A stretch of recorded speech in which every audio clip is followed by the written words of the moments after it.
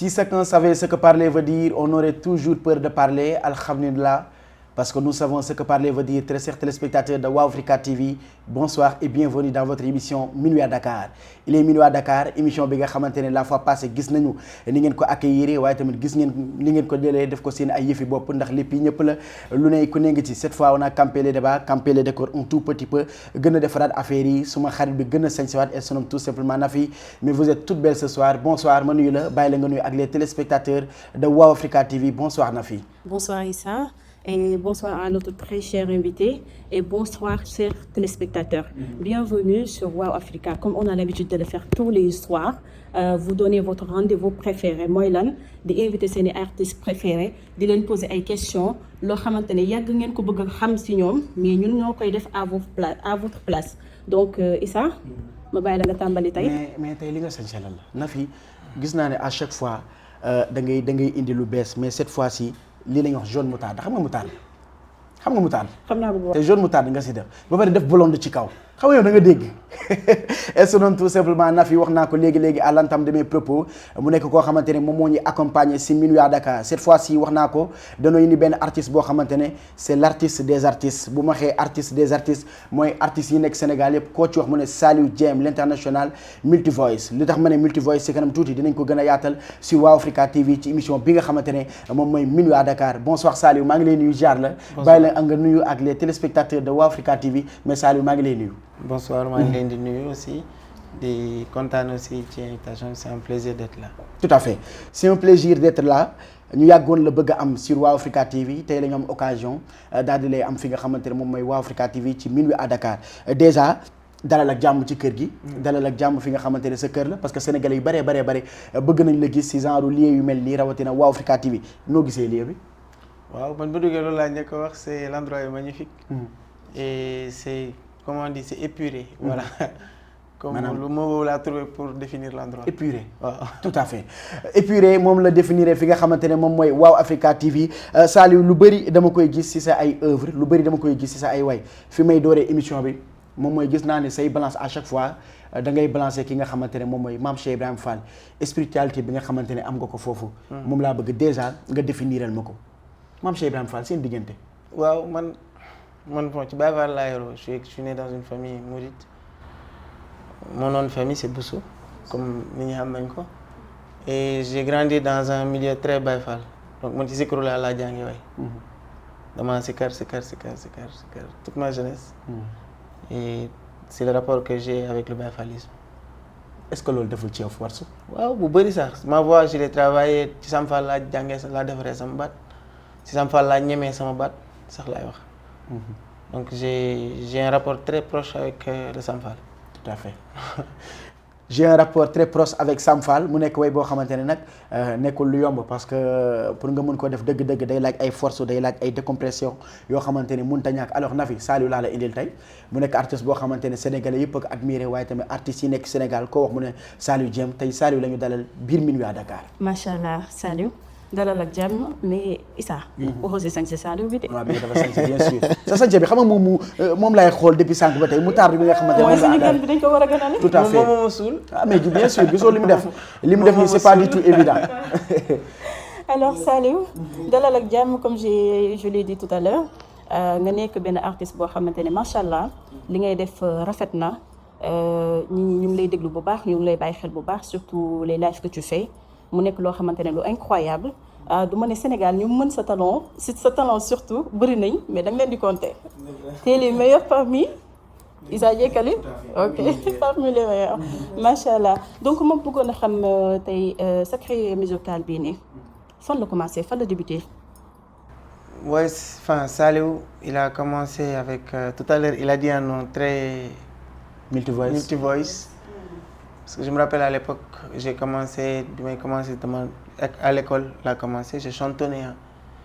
Et je ne savais pas que je voulais être un chanteur, je faisais de la comédie musicale. Et je faisais du one-man show. Donc, je me d'imiter Yandé Kodou, James Brown, trucs comme ça. Les gens, ils rigolaient.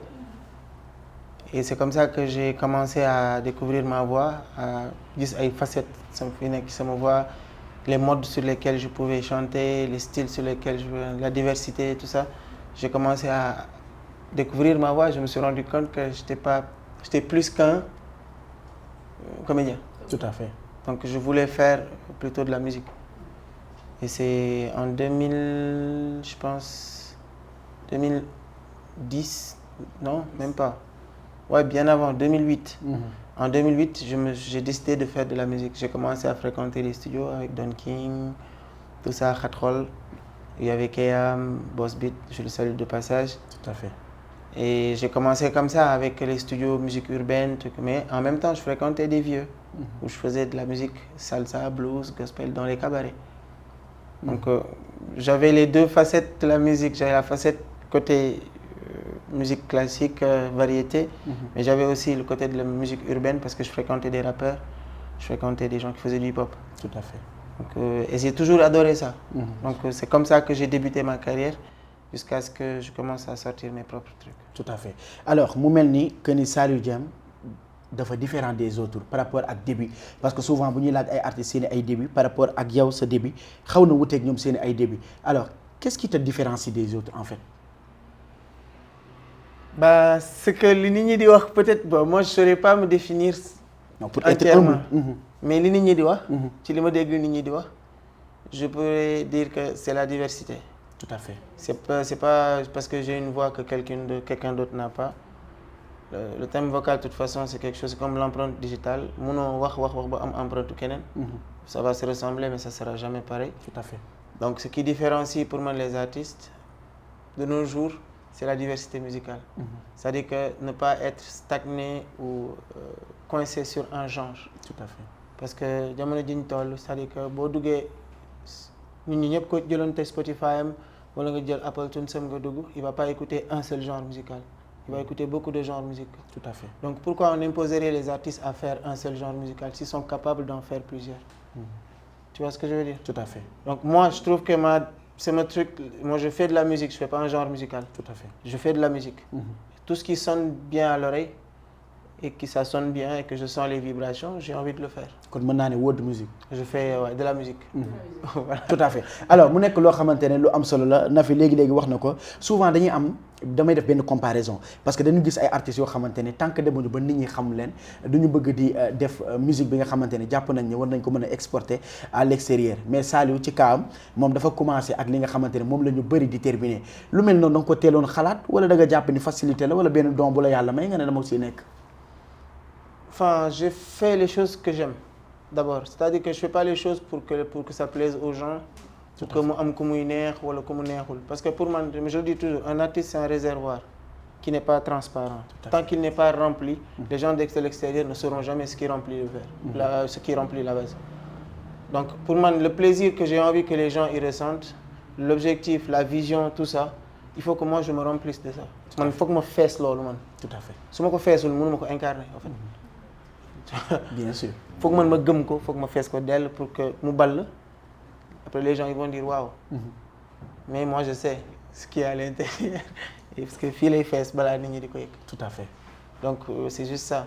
jàpp nga ni loolu aussi. Il faut être focus sur ton truc. Boo nit ki boo nekkee ci benn affaire. C'est-à-dire que parce que man su fekkoon ne que dama doon déglu nit ñi, j'aurais changé ma direction musicale depuis très longtemps. Parce que defloo nañ ma mbalax, defloo nañ ma leneen ak leneen ak leneen ak leneen. Parce que non lii mooy dox lañ lay wax. Non defal lii mooy dox. Moi je suis pas dans cette optique de lii mooy dox.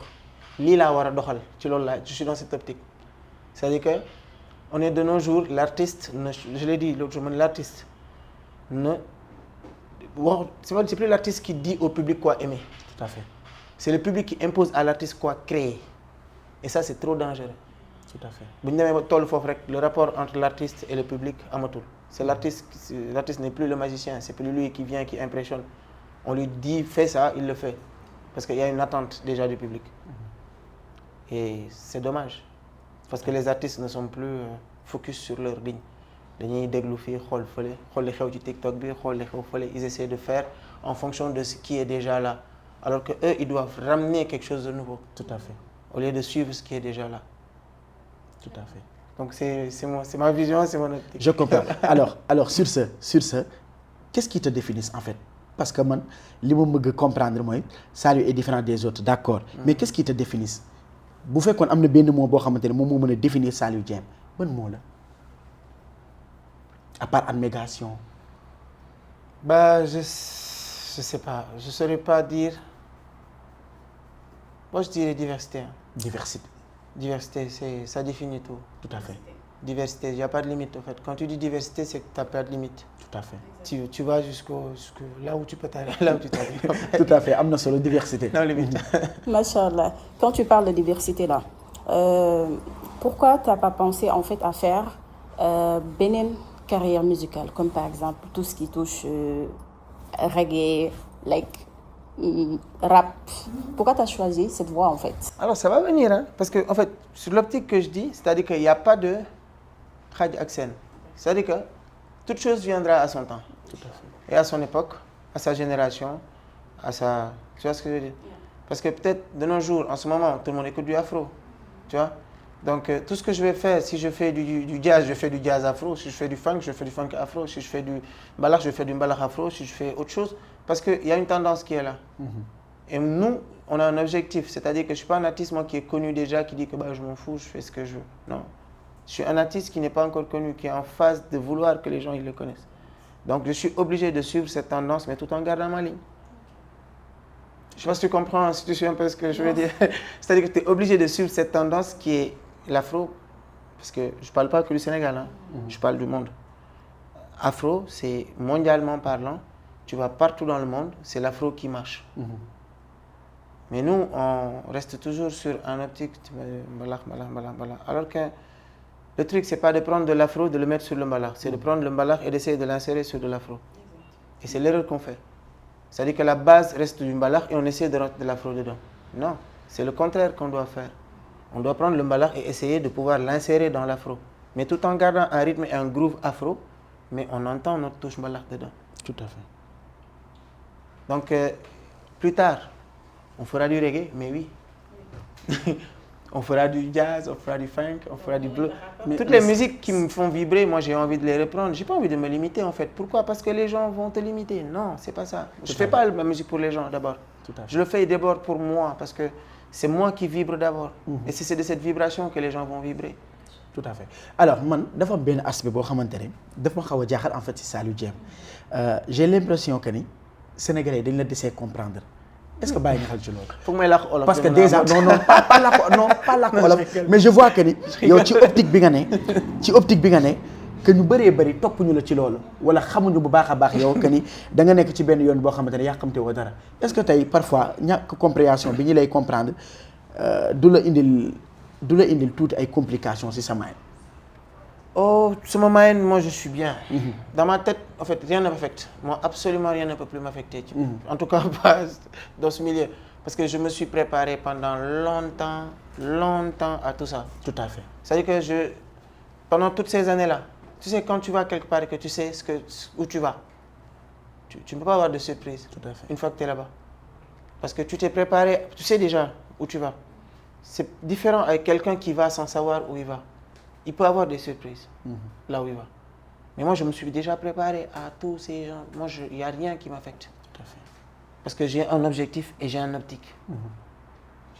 Genre, moi, j'aime bien les gens quand ils viennent, ils me disent... moi, je préfère un producteur, par exemple, qui vient qui me dit « Salut, c'est quoi ton optique ?» Je préfère un producteur comme ça qu'un producteur qui va venir, qui va te dire « Non, tu dois prendre cette chemin-là, tu dois faire comme ci, tu dois faire comme ça. » Comme s'il te connaissait mieux que toi, en fait. C'est pas pareil. Toi, tu es 15 ans là-dedans. Tu fais le même truc, tu cherches un truc. Tu as déjà trouvé un truc, même si tu n'es pas sûr de ça. Donc, si quelqu'un vient vers toi, la première chose qu'il devrait te demander, qu'est-ce que tu as? Tout à fait. Où tu vas aller? Comment tu vas y aller? En fait, c'est ça pour moi. Tout à fait. Tu vois ce que je veux dire? Je comprends. Et xam naa ne aussi les téléspectateurs de Wow Africa TV dinañ jéem a comprendre lancé bi nga xamante ne moom nga ne. Alors bu ma accélérer toutes les choses Saliou da nga xaar 15 ans après nga génneel ñu benn sound boo xamante ne Sénégal àdduna ñëpp apprécier muy Amina Yo. mu nekk benn réalisation boo xamante ne képp ku ko xool da ngay am envie xoolaat ko képp koo xamante ne cons nga ko di nga xam ne lii musique pure la musique la boo xamante ne lépp lu war ci musique ci ay composants def nga ko ci biir. Alors déjà damay ñëw ci Amina Yo parce que ñu bëri sax découvrir nañ la bu yàgg waaye ñi nga xamante ne gën nañ la confirmer mooy Amina Yo Salut Amina yow salaire bi nga xamante ne def nga ko ci comment ça s'est passé? Sur la chanson ou sur la vidéo? Chanson, vidéo. Alors la chanson de Amina Yo, c'est une chanson qui s'est faite. Je vais te dire, je donne juste l'anecdote de cette chanson. La chanson, je l'avais déjà vendue. Ah bon? Oui. Je l'avais fait en top line, je l'avais déjà vendue, je ne vais pas dire le nom de l'artiste. Sénégal là. Si, Sénégal. Je l'avais vendue, elle devait l'enregistrer. Elle? Oui. Oui. Okay. Elle devait l'enregistrer et à un moment donné, elle a dit qu'elle ne voulait pas la chanson. Elle a voulu qu'on lui fasse une musique. Donc, je vais faire une musique. Je vais faire Amina Yo. Je vais faire Amina Yo, je vais un mois. Je ne sais pas ce que j'avais juste un top line, je n'avais même pas écrit. Le jour où je suis son, le jour où je enregistré, et j'ai su que c'était mon ex, ma son. Le jour où j'ai enregistré, je sais que son. Et pourtant, je l'avais déjà 4 mois sur son portable. Je ne savais pas. Pour dire que la chanson de doo comprendre te pourtant amoon nga yeneen yoo xamante ne téewoon nga ko mais xalaatoo woon ne que ni Amina Yo mooy ñëw mu génn Sénégalais accepté ko. Réalisation bi excellent. Et la vidéo, si je te dis que c'est moi qui ai monté cette vidéo, tu vas pas y croire. Ah bon? Ouais. J'ai fait le montage de cette vidéo. J'ai juste pas fait l'étalonnage de cette vidéo. Mais j'ai fait le montage de cette vidéo A à Z. Parce que da nga defoon benn formation multimédia. Ouais, parce que moi j'ai fait. Enfin, moi c'est pas Max Laguené. Donc quand j'ai eu mon bac, j'ai voulu faire quelque chose qui était dans mon domaine parce que je travaillais dans mon jang pour mon musique.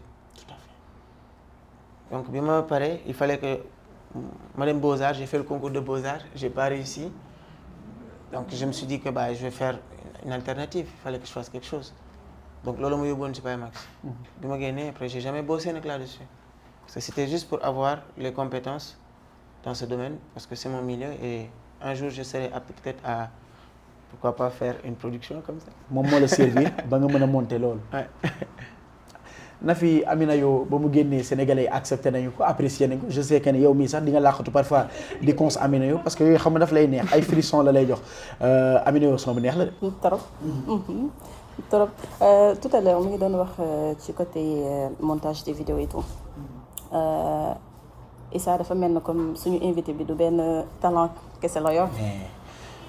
ay talent yu bëree bëri. xam nga non ni mais tey ce soir on va parler que musique. C'est ça, on va essayer de parler que musique. ni mu nekkee ci multi voice bi noonu la nekkee multidimensionnel en fait. Ah macha allah donc vidéo bi ak son bi parce que tout à l'heure yaa ngi doon nekk ni son bi da nga ko jaayoon ba pare. léegi jaay bi nga ko jaay mbaa andiwu la après des complications. Non, parce que vu que je l'avais déjà récupéré et que j'avais dama joxe waat beneen musique, donc la chanson, de toute façon c'est mon droit d'auteur là. Donc je pouvais en faire ce que je voulais, c'était ma propre création. Tout à fait. Alors mu nekk lu am solo minuit à Dakar il est minuit émission la boo xamante ne gis ngeen di ngeen ko accepté tey ñoom Saliou Dième mu nekk artiste boo xamante ne kenn dootu ko présenté ci Sénégal l'international multi voice mi nga xamante ne ci variété musicale yu bare boo ko ci woowee daf lay wuyu live yi moom moo koy tàgg. Alors Saliou damay defaat beneen accélération dëgg pédale bi tuuti dañoo gis ni Amina Yo ba mu génnee ba tey sénégalais yi dañ lay fekk ci saal yi sénégalais yi foo wootee dañ la fay fekk live yi ngay def sax am na ñu bari moom moo leen gënal sax sortie yi nga xamante ne da nga koy def parfois. Alors live yi secret bi nekk ci live yi parce que live yi aussi ci la ay création yu bari di génn live yi ak Saliou Dième. Moi je suis un artiste de live. Moi le studio c'est quelque chose. D'ailleurs j'ai eu un studio pendant 4 ans chez moi, j'ai jamais sorti de single. Non. Je faisais des musiques pour d'autres. Et moi, je suis un artiste. Et pourtant, je produisais toutes les semaines. Je me jouer en live. Parce qu'à l'époque, en 2012, je jouais live Dakar. À l'époque, je jouais au Novotel, Radisson, Terre Wifi, avec La Fourchette, Alchimia, avec Fardé Mamel.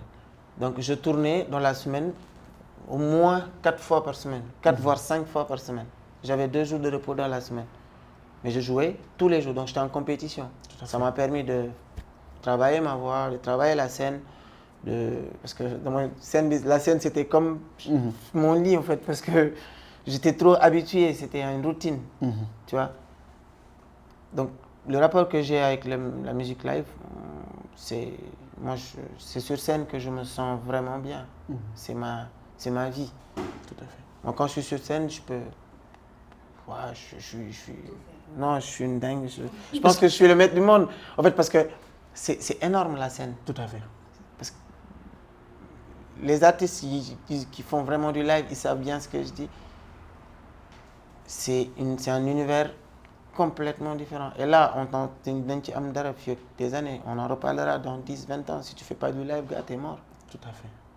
Est-ce que nekkul loolu moo lay différencier des autres parce que au moment où yow nga nekk artiste live c'est-à-dire yow live moo lay gënal que ngay def production d'autres dañuy jàpp ni que ñoom def production moom moo leen di gënal live moom mooy tax sa bu ñu leen indee ci live dañuy am problème. Alors, ça dépend. Il y a des artistes de live, il y a des artistes de studio. Tout à fait. Il faut pas... Tu sais, par exemple, même quand tu vas chez les Américains, il y a des artistes, tu vas les voir, ils vont faire un concert live par an. Ah oui, ils vont pas se casser la tête. Ben concert live, tu année. Sinon, c'est du playback. Pourquoi? Parce qu'ils savent que c'est des artistes du studio. Donc, ta communauté, tout ça, tu les habitues à ça. Tout à fait. Ils n'ont pas le droit d'écouter autre chose qu'un truc préparé en studio. Mais il y a des artistes, c'est des artistes là. Moi, il y a des artistes, je ne peux pas les écouter en studio, c'est impossible. Si je gagne un sous-album, je vais écouter la version live. Tout à fait. Xool ingrédients yi ci biir. Parce que c'est là, c'est vivant. Tout à fait. C'est vivant, il n'y a pas de tricherie, il n'y a pas de... il y a pas de... Non, honnêtement. Alors, xam naa ne Nafi. C'est vivant, c'est brut. Saliou boo ko bàyyeeg ak yenn artistes ma xam naa ni pour ñu topp ko ci rythme moom dina xaw a compliqué. Alors sur ce moom xam na laa bëgg a xam en fait Saliou na nga gisee musique du Sénégal noo gisee musique Sénégal ban jàngat nga ci am boo ko doon définir tey musique du Sénégal lan nga ma ciy wax. Actuellement. Bah, on est trop en retard. Hein. Ah bon? C'est côté ban? Côté production. J'ai jamais regardé un vrai concert au Sénégal. Par exemple, un vrai concert. Je dis pas... Non, je te parle pas d'une prestation, je te parle d'un vrai concert. Je sais pas si vous connaissez ce que c'est qu'un vrai concert. Lumière, feu, flamme, danse, spectacle, un truc chronométré à la minute près. Le gain de lumière, feu, il y a fiche. S'il est même, s'il vous faites un peu comme ça, il ne se loupera pas. Parce que c'est chronométré avec un fil de conduite un bout précis. Amul Sénégal. Kon gars yi li ñuy def nii du concert. Les concerts, il y a beaucoup d'improvisation sur scène. Est-ce que tamit du suñu musique bi tamit moo ko demandé? Wala Oui, ouais, parce que la musique, elle est aléatoire. Elle n'est pas définie. Qu'est-ce que tu appelles défini? Défini, c'est une musique où il commence 0 minute, ça finit à 4 minutes 32 secondes sur scène. Tu sais que 4 minutes 32 secondes, pas, c'est fini. Et tu penses que amul benn artiste bu ko defagum fii nii? J'ai pas encore vu Youssou Ndour. Ah, pourtant sànq nee naa la même Youssou Ndour. Ouais, mais Youssou Ndour, tu sais pourquoi quand je parle de la musique sénégalaise, en ce moment, je parle pas de Youssou Ndour. Youssou Ndour, man de 92 là, je suis né en 1992. Youssou Ndour en 92, il était milliardaire en musique. C'est une ancienne génération, j'en parle pas de nos jours. Quand je parle de la musique sénégalaise, nous, les jeunes, je parle de nous, la nouvelle génération, c'est nous qui devons tenir. Eux, c'est nos mentors. Ils doivent nous soutenir. On ne doit pas nous rester là à attendre qu'eux, ils font. Eux, ils ont fini. Nous, on a perdu, en fait. Nous, cette jeunesse, on n'a rien fait. Si on attend qu'eux, ils font, non, c'est qu'on a perdu, en fait. Parce que moi, je suis un milliard de musique. Ah, soyons sérieux. Moi, j'attends personne. J'attends ni Youssou Ndour, ni qui que ce soit. Donc, on ne peut pas vraiment être à part parce que c'est le seul. Depuis... Des années. Youssou Ndour est né en 1959. Faut arrêter un moment. Il est hors pair. Il nous faut d'autres Youssou Ndour. D'autres Youssou Ndour. Voilà, mais là, non, pour moi, c'est-à-dire qu'il faut que les gars, ils arrêtent. Nous liguer, quoi. Il faut que nous liguer, quoi. Il faut qu'on arrête de tricher, en fait. C'est juste ça. Mais sur ça, si on donne l'exemple, là, le problème nouvelle génération. Problème bi. Tout le monde veut être star. Tout le monde veut être star. Et personne ne veut bosser. C'est simple. Tout le monde veut être star. Et personne ne veut bosser. C'est le problème. Ah. On n'a plus d'artistes, on n'a que des stars. Pour le Sénégal, il y a des artistes.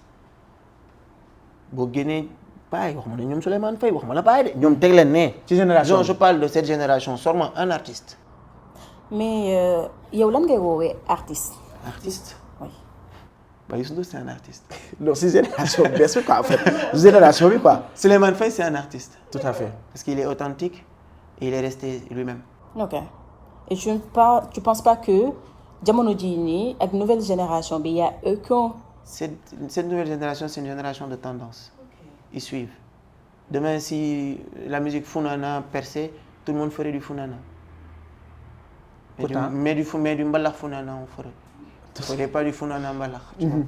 Mais pourtant man jàpp naa ne am na ay artistes yu fi ne ah. Man ci la ma jàpp. Je sais pas nag yow. Ah man ci sama perception, je n'en vois plus. Après, moi, je peux me tromper, hein, je suis un être humain, je n'ai pas le monopole du savoir non plus. Mais moi, de ma perception, j'en vois plus de nos jours des artistes. Je vois que des stars. Comme ça demande beaucoup de travail. Ouais, parce que quand tu attires quelque chose qui n'est pas là, c'est que tu n'es pas encore là. Pourtant, am na ay artistes yu fi ne exemple mën naa ci wax Aubry. mën naa ci wax Azabès. Alors ban jàngat nga am ci ñoom ñaar parce que tey bu ñu waxee artiste moo xam ci wàllum production moo xam ci wàllum bind ay xale lañ yoo xamante ne bu ñu génnee aussi sénégalais dañ koy apprécier. muy Aubry ak Azabès. léegi nag moom li may wax c'est-à-dire que ce genre d'artiste là que tu viens de citer ñooñu la sénégalais yi war a jox bopp ak genn. Mais on le fait pas malheureusement. Pourquoi? H bu tëggee par exemple COP21 il fait pas guichet fermé et c'est pas normal. Tu comprends ce que je veux dire? Aubry bu tëggee COP21 il fait pas guichet fermé c'est rempli mais c'est pas guichet fermé. Eh ben suba Wally wala Sidy Diop bu ñu tëggee foofu noonu doo dugg yow. Tu vois ce que je veux dire? C'est là que je veux dire. Parce que tout à l'heure effectivement quand je disais ça je m'attendais à ce que tu soulèves ce genre de nom mais je voulais pas moi le soulever. Tout à fait. Parce que yow laa bëggoon nga wax ma poser ma question boobu mooy comme ni ma ko posé nii mais loolu la en fait. C'est-à-dire que le Sénégal a des jeunes artistes mais kenn dooleelu leen dañ leen di seetaan naan non boy yi nice ci la ñuy yem boy yi nice mais boy yi nice doxalul affaire bi en fait ouais Saliou yaa fi mën Saliou tel non en fait je peux plus entendre ça. Tout à fait. J'ai plus envie d'entendre ça je suis pas là pour mën kii wala mën kee wala non c'est plus mon domaine nekkatuma foofu xam nga fa lañ nekk. Si tu vois quelque chose nga xam ne que lii nii bés boo ci defee lii day jur lii da nga ko ciy def. Tout à fait. Mais pas toog fee naan non lii de bu ñu ci defoon lii mu jur lii amul sens. Alors lan nga jàpp ni moom mooy doole bi nga xamante ne sénégalais war nañ ko mën a def ci artistes yi. ba nu ñemee def comme africains yi li ñuy def. Avant personne état bi laay njëkk a wax. C'est l'état qui devrait. Tu sais par exemple quand tu vas au Nigeria quand tu vas dans certains pays l'état il met en disposition pour les artistes des opportunités d'aller étudier, d'aller apprendre, d'aller faire des trucs ou de faire des productions. Pour dooleel culture. Exactement. De nos jours, on sait que par exemple, tu as un Aubry Daman, tu as un H2Bs, tu as un Saliou Diam, tu as un Khirsa, tu as un, je sais pas, que tu peux propulser et qui peut vendre ta musique au-delà des frontières, au-delà de Almadies, au-delà de tout ça. Tu vois ce que je veux dire? Tout à fait. Et tu as les moyens de le faire. Tu sais qu'il y a le potentiel. Mais qu'est-ce qui empêche de le faire? Pour moi.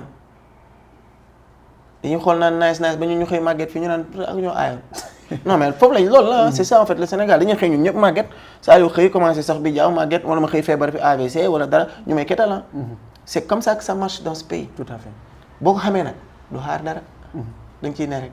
Alors Saliou tey bu amoon opportunité jàkkaarloo ak ministre de la culture yan kàddu nga koy dénk pour culture bi gën a mën a jëm ci kanam ñu mën a exporter li nga xamante ne moom mooy suñu musique parce que bu ñu xoolee am na ay africains yoo xamante ne tey dañuy dem di jël les grandes salles à l'extérieur te dañ koy def guichet fermé alors tey boo mën opportunité pour toog ak ministre de la culture yan kàddu nga koy dénk pour culture bi mën a jëm ci kanam. Bah sur le domaine de la musique mooy li may wax la réinsertion de la musique dans l'éducation nationale base parce que la musique day ubbi benn sens ci cerveau xale boo xamante ni que leneen mënu ko tijjal du musique. Tout à fait. Tu vois ce que je veux dire au moins ñu jënd dem wàcce ay conteneur clavier ci dëkk bi wàcce ay conteneur guitare ci dëkk bi wàcce ay conteneur dugal ko ci école yi que les boys ils touchent les instruments tey da ngay génn fii ak benn guitare tu vois les enfants ils vont voir un guitare tout le monde saute dessus non mais c'est pas normal tu vois ce que je veux dire. Donc pour man la base c'est loolu la réinsertion déjà de la musique dans l'éducation nationale mooy base bi. Tout à fait. École boo dugg de CI au CM2 xam nga ne que élève bi am na au moins benn cours éducation musicale pas ñoo toog rek di ko wax ay théorie tu leur poses des claviers tu leur montres les boys ils mémorisent. Do, ré, mi, fa. Oui ils comprennent ils mémorisent les touches ils mémorisent les notes. Tout à fait. À très bas âge. Tu travailles seen mémoire et tout ça, tu vois, il y a plein de détails que pour moi, on doit peut-être le remettre. Mais ça, peut-être c'est le travail entre le ministre de l'Éducation et le ministre de la Culture. Je ne sais pas comment ils vont. Mais pour moi, je ne sais pas comment ça va se faire. Mais il faut. Parce que il y avait. Et maintenant, ça n'existe plus. Tout à fait. Avant, il y avait une éducation civique, éducation morale, éducation musicale. Tu vois, c'était passionnant. Et on a appris beaucoup de choses à travers Tilol. Mais Amatoul, ça n'existe plus. Donc, moi, si j'ai un message à lancer au ministre, c'est ça. C'est qu'il faut qu'on remette la musique à sa place. Tout à fait. Parce que le Sénégal, on n'a pas de buildings à vendre, on n'a pas énormément de pétrole à vendre, on n'a pas beaucoup de ressources à vendre. Tout ce qu'on a à vendre, c'est notre culture. Tout à fait. Donc, mettons-la en valeur. Tout à fait. Alors, Nafi, mu mel ni am na solo bu jàkkaarloog ministre de la culture kàddu yi ni mel la koy yëkkatil am na solo de. Surtout du côté domaine musical de moi je trouve que c'est quelque chose de bien déjà. C'est ma théorie personnelle là. Nous avons aussi ces questions tout à l'heure il y a ngi doon wax ak Zabes ak Aubry ñoom tamit ñuy def ay liggéey yu incroyable. Pourquoi pas lan nga xalaat en fait dans l'international si musique yow bi ngay def surtout. Waaw, en fait par rapport à l'international, de toute façon, j'ai toujours dit, je commence au Sénégal, mais pas pour briller au Sénégal, pour faire briller le Sénégal. C'est mon objectif, c'est mon optique. J'ai envie que la musique, nous, Sénégal, nous Afrique, du tout Brema, du tout Burna Boy, du tout cela, tu vas au Ghana, tu vas au Côte d'Ivoire, tu vas partout. On va entendre, tu vas dans une boîte de nuit, moi je veux qu'on entende la musique sénégalaise. Que les gens ils le dansent, qu'ils répètent le Wolof sans savoir ce que cela veut dire. Tout à fait. Comme nous, on va répéter le Yoruba sans savoir ce que cela veut dire. Comme nous, on va répéter d'autres langues sans savoir le Lingala sans savoir ce que cela veut dire. Tout à fait. Parce que la musique, elle est bonne, la vibration, elle rentre dans le cœur. C'est juste ça. Tout à fait. Donc, l'objectif, c'est ça, c'est que il faut vraiment qu'on arrive à trouver la musique d'abord en Afrique avant de parler du monde. Tout à fait. Alors mu nekk lu am solo Nafi question la boo xamante ni peut-être lii mu si tontu nii lu am solo la alors Saliou man fi ma bëgg a rebondir ak yow moom mooy gisaguma la ba tey nga def featuring ak génération bi fi ne lu tax loolu booy. J'en ai fait mais. non mais booy je vois que ni nga leen waroon peut-être tàllal loxo laa ko mën a wax wala ni nga leen mën a maye opportunité ngeen def featuring gisaguma ko.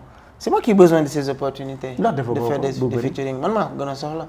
Parce que moi, je ne suis pas connu, je ne suis pas connu comme tout le monde. Je suis en phase, on va dire, je suis en propulsion. Il faut être réaliste. Tout à fait. Et donc, ce n'est pas moi qui vais donner l'opportunité à qui que ce soit de faire un featuring en ce moment. Mais pourquoi je ne l'ai pas fait au début, c'était par principe. Parce que je voulais que les gens me connaissent de par moi-même. Et en plus, après, je ferai les choses avec tout le monde. Tout à fait. Mais je ne voulais pas faire des choses avant. Je voulais beaucoup de faire un featuring avant que les gens découvrent qui est Saliou de par lui-même d'abord. Tout à fait. Lol qu'est-ce là. Amna solo. Mais ni je suis prêt à commencer à faire pour un featuring. Amna solo. Nafi maa ngi waajal. Nafi semaine passée dama nekkoon ak Viviane Wally Seck mais on a parlé plus de 30 minutes sur Saliou Dieng wax ci moom talent bi nga xamante ne moom moo nekk ci moom déjà gis nañu Viviane anniversaire am passé ñu tegal ko ay artistes yu bëri mais yow la choisir. Qu'est-ce que ça te fait Saliou tey nga gis ñi nga xamante ne peut-être ñoom ñooy ay artistes comme yow mais yow yaay seen artiste loolu nan la lay def. Mais déjà Viviane moi je suis un fan de Viviane déjà. Depuis mon école xale ba léegi je suis un très grand fan de Viviane. Et c'était magique pour moi le jour qu'on m'a appelé pour me dire que parce que j'avais aucun lien, il y avait aucun lien.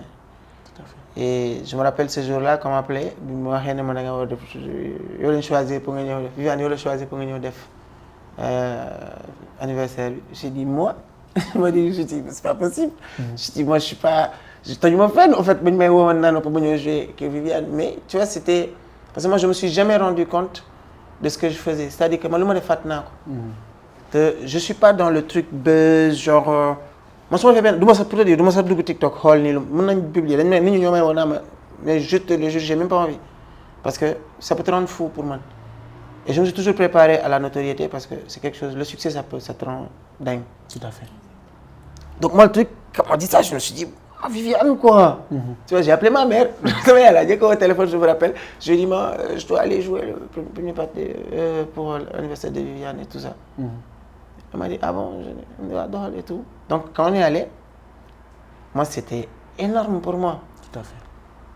On a joué, les gens ils ont apprécié. Après tout ça, on s'est rencontrés. Viviane elle m'a fait comprendre qu'elle adorait ma musique et tout. Et ça c'est quelque chose d'énorme. Parce que c'est Viviane, on parle pas de n'importe qui en fait. Tout à fait. C'est une personne, moi, ça m'a fait vibrer toute ma jeunesse.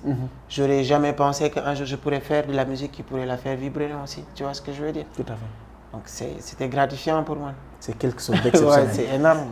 am na solo. lu toll ni star bu toll ni Viviane moom kenn du ko tuddati parce que je pense que sénégalais yëpp xam nañu. Elle a fait un super bon boulot pour le Sénégal et notamment pour aussi les musiciens qui sont ici ak ñoo xamante ne ñu ngi ci voix boobu noonu.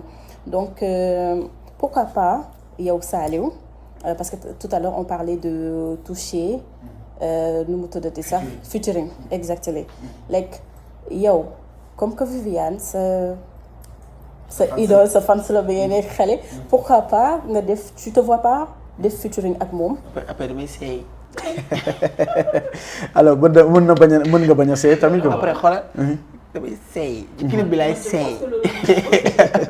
non ça serait un honneur pour man loolu c'est limite un rêve. En fait moi il y a des gens au Sénégal yoo xamante ni que c'est presque obligatoire pour man que je fasse ça avec eux. Parce que c'est quelque chose boo xamante ni ça a toujours été un rêve pour moi et j'ai envie que ça se réalise. Tout à fait. Et Viviane en fait partie. Inch'Allah am na solo la fois passée aussi gis nañu la ak le roi du mbalax bu ma waxee le roi du mbalax c'est tout simplement Youssou Ndour. mu nekk loo xamante ne peut-être ñu bëri ñu ngi rêvé am li nga xamante ne jot nga ko dund la fois passée ak Youssou Ndour Saliou li nga amoon opportunité la boo xamante ne tey xam naa ne boo ko doon définir fii ba suba duñu fi jóge ndax nekk ak le roi du mbalax wayandoo ak moom ba mu am ay frissons c'est pas donné à n'importe qui Saliou sa gisante beeg Youssou Ndour bokk na ci jour yi la gën a neex. bokk na ci li ma gën a bett sama àdduna rek. Parce que bon Pape moi je l'ai connu depuis très longtemps. J'ai eu à travailler pour lui sur des premières parties. J'ai fait les grands bals Thiès, grands bals Mbour, mais j'ai jamais eu l'occasion de vraiment échanger avec cette personne. dama daan wàcc coulisse mu nekk ne ma damay daw laaj musicien yi sama musicien yëpp daan am photo ak Youssou Ndour, moi je voulais pas. Parce que dama ragaloon sax paa bi. Et ce jour-là bi may dem foofu ñu doon def sargal Youssou Ndour. Tout à fait. Donc moom il savait même pas que je devais être là. Moi non plus je savais pas que paa bi dafa war a ñëw pour man dafay romb rek dem yoon. Il est venu, il est rentré, j'ai commencé à chanter tout ça, après il est ressorti. Je devais monter, il est venu, il s'est mis devant moi, il commençait à applaudir. Tout à fait. Aïe aïe aïe. C'était énorme pour moi parce que imagine tu chantes la chanson d'une personne depuis des années et un jour tu as l'occasion de chanter cette chanson et cette personne est en face de toi. Tout à fait. C'est énorme bro. C'est grandiose loolu dafa rëy. wayandoo ak moom. wayandoo ak moom bi nag loolu nag moom tout est des instant boobu ma war ci kaw seen. ndax parce que boobu boo xam nga sax li may way man boobu way bi sax bëgguma ko woon. bëggatuma woon way daal man instant boobu dama bëggoon rek man paa bi jox micro bi rek taxaw nii rek paa bi di way nice. mais bi mu jël ma ni paa bi def nii ni ma nii micro bi. woy yaay. wadd rek laa def ak scène bi seey rek laa bëggoon. parce que contentement bi. non j'avais envie d'exploser sur scène. C'était énorme cette émotion, c'est inexplicable. Tout à fait. On parle de Youssou Ndour, hein, man. On parle pas de. C'est énorme. Tout à fait. C'est énorme. Et l'honneur que j'ai eu, c'était que c'est pas moi qui suis monté sur la scène de Youssou Ndour, man. Non, c'est Youssou Ndour qui est monté sur ma scène. C'est énorme.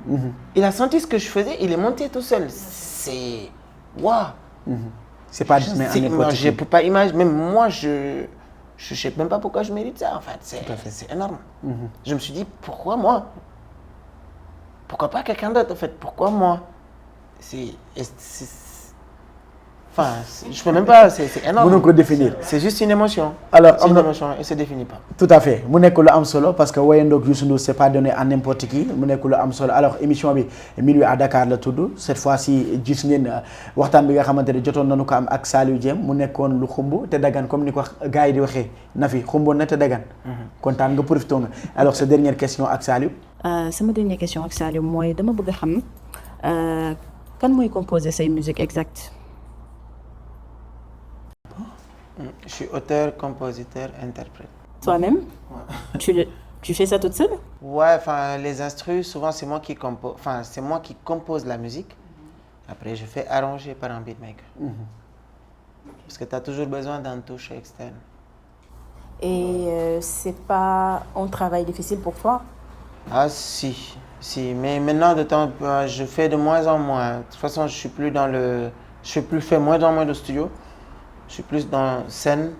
Si je vais au studio, c'est pour enregistrer, après je pars. Tout à fait. Je suis plus dans la compo, non, j'ai plus de temps. Tout à fait. Am na solo alors mu nekk lu am solo merci beaucoup à Nafi alors Saliou tey boo ma doon définiral sa public ci benn mot. ban mot lay doon sa public bi lay topp foo nekk ñu fekk la fa foo woote ñu fekk la fa tey boo la doon définir ban mot lay doon. Mélomane. Mélomane. Pourquoi? Quelqu'un qui écoute du tout. Moi, c'est ce public que je veux.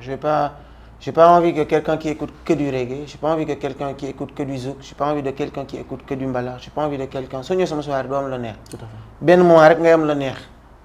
Mais si tu viens dans ma soirée que tu écoutes du tout, tu vas te régaler. Tout à fait.